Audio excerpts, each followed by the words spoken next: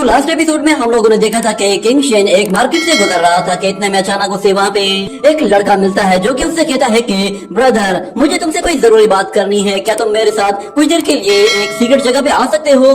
तो king Shane उससे कहता है कि अगर तुम्हें कोई मुझसे बात करनी ही है तो यहाँ क्यों नहीं कर सकते। ये कहने के बाद वो लड़का कहता है कि शुक्र है कि तुम लोग भी आ गए। जिस पर किंग शेन कहता है क्या कौन आ गया है। इतने में वो पीछे मुड़कर देखता है तो उसके पीछे एक जायंट बंदा खड़ा होता है जिसे देखकर वो काफी डर जाता है और फिर उससे कहता है कि आखिर तुम चाहते क्या हो। तुमने तो मुझे डरा दिया था, अगर मैं जोर से चिल्लाता तो फिर क्या होता, सब लोग यहाँ पे जमा हो जाते। अचानक उस आदमी से लड़की की आवाज आती है और वो कहता है कि बिग ब्रदर आप शायद हमें गलत समझ रहे हैं। ये बात सुनते ही किंग शेन हैरान हो जाता है और कहता है कि क्या तुम कोई लड़की हो। तो हम देखते हैं कि उस वॉरियर के पीछे एक लड़की होती है और वो आवाज भी उसी लड़की की थी। जिस पर किंग शेन उन लोगों से कहता है कि भले ही तुम खूबसूरत हो मगर मैं तुम्हारे जाल में बिल्कुल भी नहीं फंसने वाला। और पहले वाला लड़का उस जायंट जीजेन से कहता है कि इस लड़के को छोड़ दे, आप इसे तंग मत करें। वो किंग शेन से आकर कहता है कि यहाँ पर पहले ही बहुत सारे लोग मौजूद हैं, मैं नहीं चाहता कि हम सब लोग उन लोगों की अट्रैक्शन अपनी तरफ कर दें। तो किंग शेन कहता है कि तुम्हें जो भी बात कहनी है मुझसे वो डायरेक्ट क्यों नहीं कह देते। ये सुनकर वो लड़का दाएं बाएं देखता है और फिर उससे कहता है कि तुम मेरे साथ चलो, मैं तुम्हें वहाँ जाकर सब कुछ बताता हूँ। और सबसे पहले वो फैमिली के मेंबर्स का इंट्रोडक्शन कराते हुए कहता है कि ये जायंट ये जैन है और उस लड़की का नाम गुवी होता है। असल में बात ये है कि हम लोग किंग सिटी से कल बाहर गए थे, वहाँ पर असल में एक गुफा है और हम लोगों ने वहाँ पर 3 हेडेड सिल्क स्पाइडर्स को देखा है और मैं चाहता हूँ कि तुम हमारे साथ चलकर उनका शिकार करो। मगर किंग शेन कहता है कि यहाँ पर इतने ज्यादा लोग मौजूद हैं, तुम मेरे ही पीछे क्यों पड़े हो, तुम किसी और को क्यों नहीं कह देते, यहाँ तो मुझसे भी अच्छे अच्छे कल्टिवेटर्स हैं। मगर वो लड़का उससे कहता है कि ब्रदर मैं जानता हूँ कि तुम भी मेरी ही तरह काफी टैलेंटेड हो, तुम्हारे अंदर काफी हिम्मत है और ऊपर से तुम दिखने में भी काफी हैंडसम हो। यही वजह है कि मुझे तुम पसंद आए हो, इसीलिए मैं सिर्फ तुम्हें ही अपने साथ ले जाना चाहता हूँ। मुझे तुम पे पूरा भरोसा है, तुम मुझे बिल्कुल भी धोखा नहीं दोगे और ऊपर से तुम वैसे भी तो डिवाइन सीरियल में हो, इसलिए तुम हमारे बहुत काम आ सकते हो। और ये दोनों वॉरियर्स भी सेम टू सेम हमारे ही लेवल के हैं, इस तरह हम सब लोग एक ही लेवल के होंगे तो हमारे लिए काम और भी ज्यादा आसान हो जाएगा। ये सुनकर किंग शेन कहता है कि क्या तुम हमारा कल्टीवेशन लेवल देख सकते हो। जिस पर वो लड़का उसे बताता है कि ब्रदर मैं इतना ज्यादा टैलेंटेड तो नहीं हूँ मगर मैं किसी का भी कल्टीवेशन लेवल आसानी से देख सकता हूँ। और इतने में जैन कहता है कि ब्रदर तुम ये क्या बातें कर रहे हो, तुम बस इतना बताओ कि तुम हमारे साथ चल रहे हो या फिर नहीं। अगर तुम जाने के लिए तैयार नहीं हो तो हम लोग तुम्हारी जगह किसी और को ढूंढ लेंगे। ये सुनकर किंग शेन सोच में पड़ जाता है और वो कहता है कि वो आइस सिल्क मॉन्स्टर्स वो 3rd रैंक के मॉन्स्टर्स हैं, अगर मैं उन्हें मार के उन्हें बेच दूं तो हो सकता है कि उससे मुझे 100 स्पिरिचुअल स्टोन्स मिल जाए। अगर सच में ऐसा हो जाता है तो मैं उससे कुछ और पेपर मटेरियल्स खरीद सकता हूँ। ये कहने के बाद वो उन लोगों से कहता है कि क्या तुम लोग वाकई में मुझे अपने साथ ले जाना चाहते हो, क्या वाकई में तुम लोगों को लगता है कि आइस स्पाइडर्स को हरा सकता हूँ। इतने में अचानक से वहाँ पर एल्डर आ जाता है और वो आते साथ ही किंग शेन से कहता है कि क्या तुम्हें लगता है कि तुम उन्हें नहीं हरा पाओगे। मगर दूसरी तरफ किंग शेन उसे वापस छुपने के लिए कहता है मगर एल्डर से बताता है कि ये लोग मुझे देख नहीं सकते, ना ही ये लोग मेरी आवाज सुन सकते हैं, इसलिए तुम घबराओ मत। और दूसरी तरफ मोयन उससे कहता है कि क्या हुआ ब्रदर, क्या तुम्हारे कंधे में चोट लगी है। तो किंग शेन कहता है कि नहीं नहीं ऐसी कोई बात नहीं, असल में मैं तो बस एक मक्खी को उड़ा रहा था। ये सुनकर मोयन कहता है कि अच्छा तो तुम मक्खियों से बातें भी करते हो, सच में मैंने तुम्हारा जैसा लड़का पहले कभी नहीं देखा। और फिर जेंग उससे कहता है कि इसका मतलब ये है कि तुम हमारे साथ नहीं चल रहे। मगर फिर किंग शेन उससे कहता है कि तुम क्या जानो स्पाइडर्स कितने ज्यादा खतरनाक हो सकते हैं, हम लोग सिर्फ 4 लोग हैं, अगर हम 3 स्पाइडर्स का मुकाबला करेंगे तो मुझे पूरा यकीन है कि हम लोग मारे जाएंगे। मगर मोयन उसे बताता है कि तुम बेफिक्र हो जाओ, हमने असल में एक और वॉरियर को भी इनवाइट किया हुआ है जिसका नाम नांगोंग है। वो हम लोगों से पहले ही वहाँ पर पहुँच चुकी है और उसने इन्वेस्टिगेशन शुरू कर दी है। जब हम लोग वहाँ पर जाएंगे तो हम लोग वैसे ही वहाँ पे उससे मिलेंगे।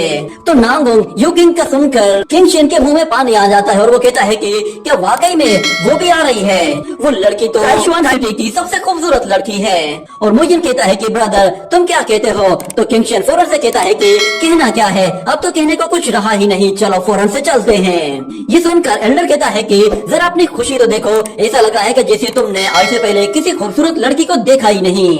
तो किंग शेन सब लोगों को बताता है कि चलो मेरा नाम तो तुम लोग वैसे ही जानते हो। और अगले सीन में हमें दिखाया जाता है कि वो लोग उस गुफा की तरफ आगे बढ़ रहे होते हैं और वो इन्होंने बताता है कि असल में नामगोंग यूकिंग 40 स्पिरिट स्टोन्स पर यहाँ पर आई है और अगर हम लोग उन स्पाइडर्स को सक्सेसफुली मार देते हैं तो मुझे पूरा यकीन है कि हम सब लोगों को 30 स्पिरिचुअल स्टोन्स तो बराबर मिलेंगे।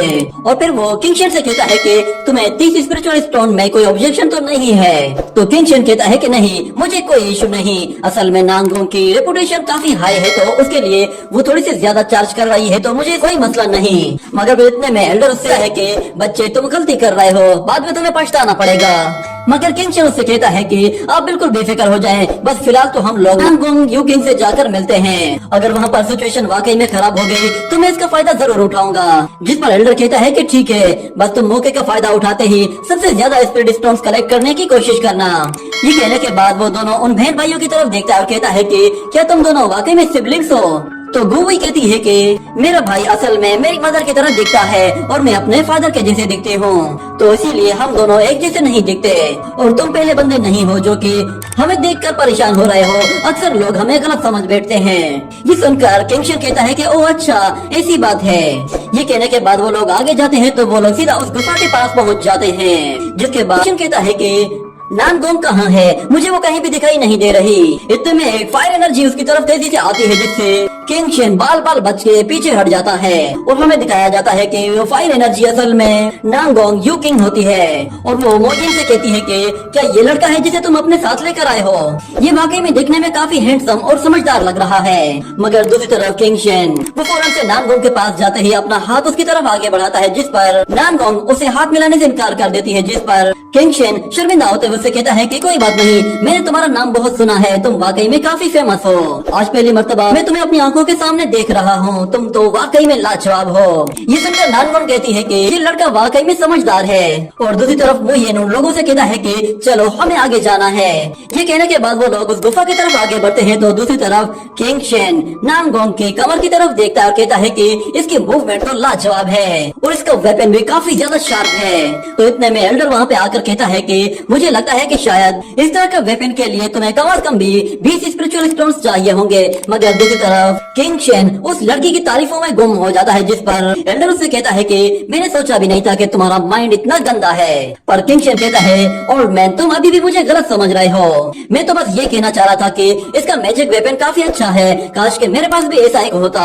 मगर एल्डर उसे बताता है कि इस लड़के की स्ट्रेंथ कम से कम भी 4th लेवल के शिनहाई रियलम की है। जिसके बाद ये सीन यहीं पे कट होता है। अगले सीन में हमें दिखाया जाता है कि वो लोग जैसे ही उस गुफा के अंदर आते हैं तो मोजिन सब लोगों को बताता है कि वो सिल्क स्पाइडर असल में छुपकर हमला करने में माहिर हैं, इसलिए तुम सब लोगों को बिल्कुल चौकन्ना रहना चाहिए और कोशिश करो एक दूसरे के ज्यादा से ज्यादा क्लोज रहो।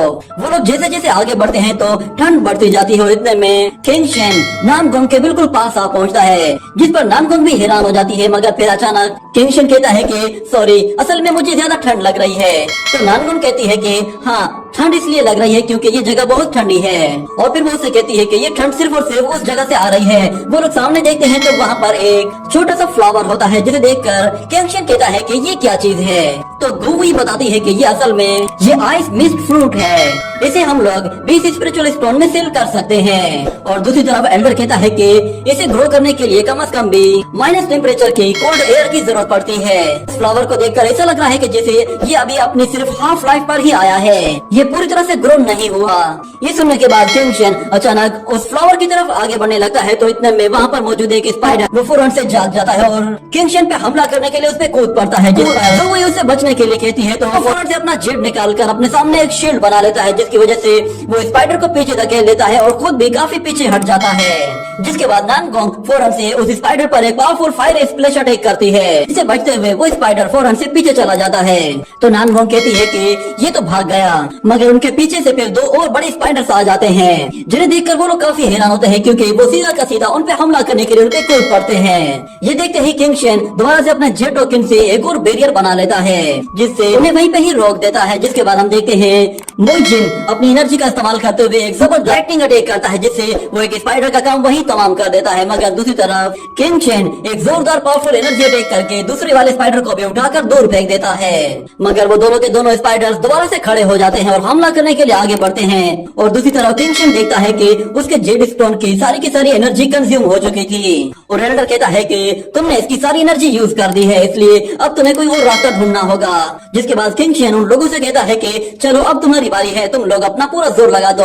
ये कहते ही नानगोंग हमला करने के लिए अपनी फायर एनर्जी का इस्तेमाल करती है और हमें दिखाया जाता है कि वो एक बहुत बड़ा फायर सर्कल बनाती है जिसे वो उन स्पाइडर्स के ऊपर भेजती है, तो वहाँ पर आग की बारिश होना शुरू हो जाती है, जिसकी वजह से वो स्पाइडर्स अपनी जान बचाकर वहाँ से भाग निकलते हैं। और इसी मौके का फायदा उठाकर ज़ुई वो भी उन पर अपनी स्पिरिचुअल एनर्जी का हमला कर देती है, जिससे वो एक स्पाइडर को तो वहीं पे ही गिरा देती है। और फिर बारी आती है ज़ेंग की, जो कि अपनी जायंट सोर्ड लेके दूसरे स्पाइडर की तरफ आगे बढ़ता है और उसे जोर से जाकर अपनी सोर्ड से वहीं पे ही मसल देता है।